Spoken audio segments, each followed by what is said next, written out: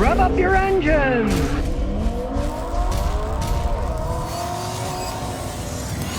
So much for BMW quality in their fancy cars. BMW has a stop sale on their M series now, which is their fancy cars. Supposed to be the best cars. Used to be they were the best cars that they made, but obviously not anymore. They're not selling the ones that they have, and they're going to recall almost all the M cars that they've made in the last few months. There's a problem in the wiring, that the transmission could shift into neutral, could stop running going down the highway. This is how bad it is. They said that they're going to send recall notices probably in February 2020 to owners who already have them. They're not selling the ones that they have in stock till they fix them, and they're not even going to give recalls to the owners of the cars until February. Well, hey, if you own one now, and you don't know about it, you won't even know they're being recalled. And the thing might have a problem when you're driving down the road and shift itself into neutral because the wiring harness on the transmission is bad. Now, these are very high-tech cars. That's why I tell people not to buy them. They're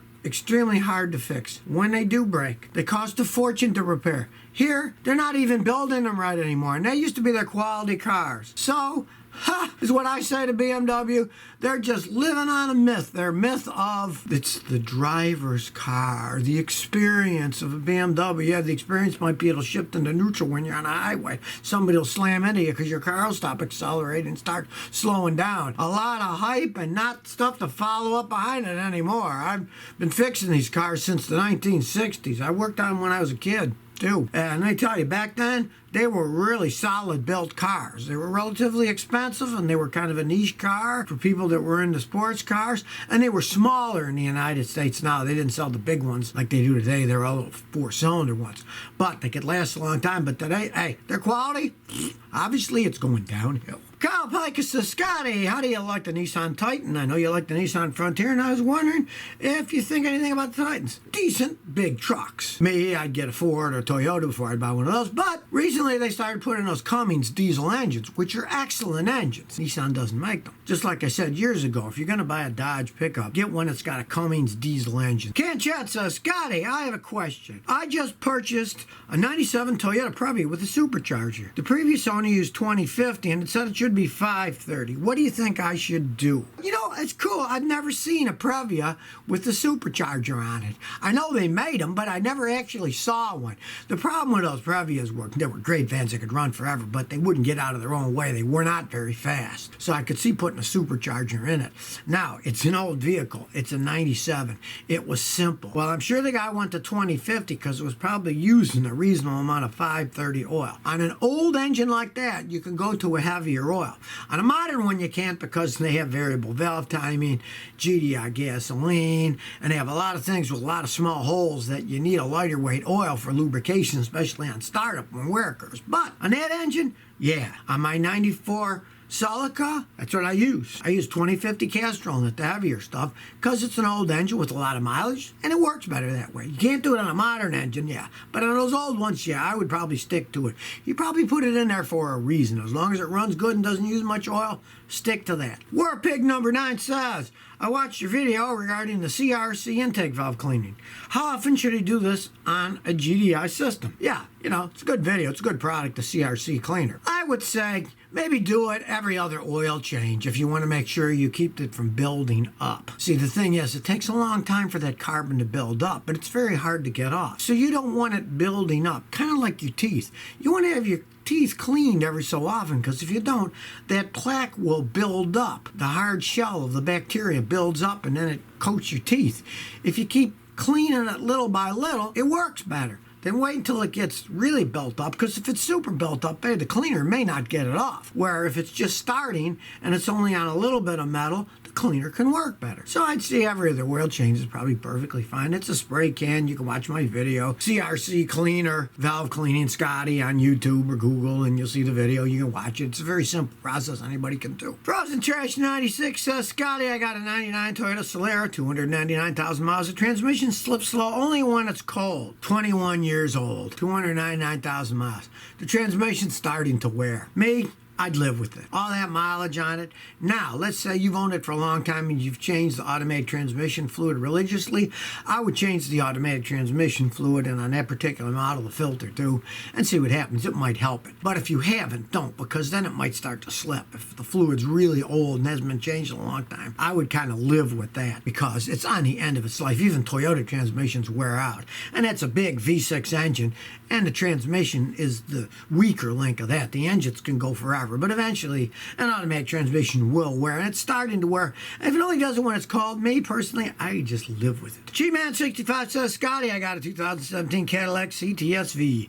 It has 110,000 miles, no problem so far. I got it new and I was going to keep it, but I don't know after hearing what you have to say about Cadillacs. All right, well, you're kind of stuck between a rock and a hard place. It's only a 3-year-old car, so I'm sure you still owe a lot of money on it. If you were able to sell that thing and not lose money, I'd say, fine, sell it now and get rid of the thing and get something else. Like you want a nice car, get a Lexus. Get an Acura, get a nice car. It's going to last a long time because those things fall apart as they age. Now, you only got 11,000 miles, and it's 2017. Even the Cadillacs don't fall apart that fast.